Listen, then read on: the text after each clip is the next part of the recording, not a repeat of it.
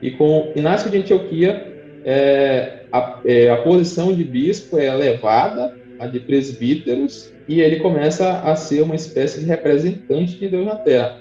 Temos, por exemplo, uma citação que ele diz assim: todos vocês sigam o bispo como Jesus Cristo segue o Pai. Ninguém fará qualquer negócio da igreja sem o bispo. Onde o bispo estiver, ali deve estar o povo.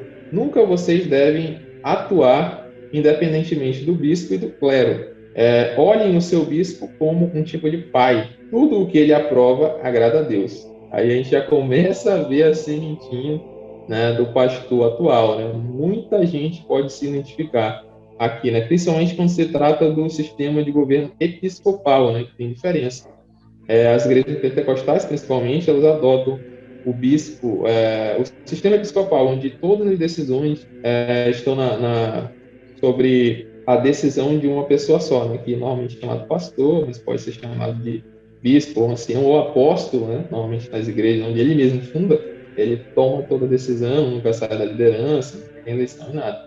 E normalmente é atribuída essa ideia de Inácio de Antioquia, né? Que ele é o representante de Deus, que tudo que ele faz é certo, tudo que ele faz agrada a Deus, é um tipo de pai, uma autoridade espiritual, e nós devemos sempre honrá-lo como alguém que está acima das outras pessoas. É bom deixar também bem claro que quando Inácio de Antioquia fala, né, ele usa sua fala, ele já usa alguns termos como clero, e ele vai também usar aí também bispos. Então a gente vai ter que praticamente voltar um pouquinho.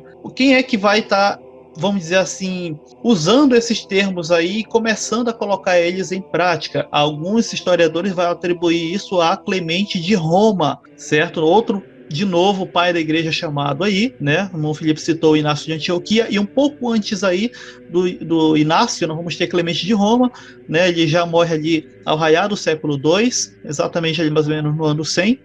Ele é o primeiro a fazer essa distinção de que existia diferença entre leigos e ministros, mas como realmente como casta, até porque na igreja primitiva, na igreja apostólica, ainda que estava com os apóstolos ali, não existia essa diferença entre pessoas mais elevadas, a outra é mais... Não existia essa diferença.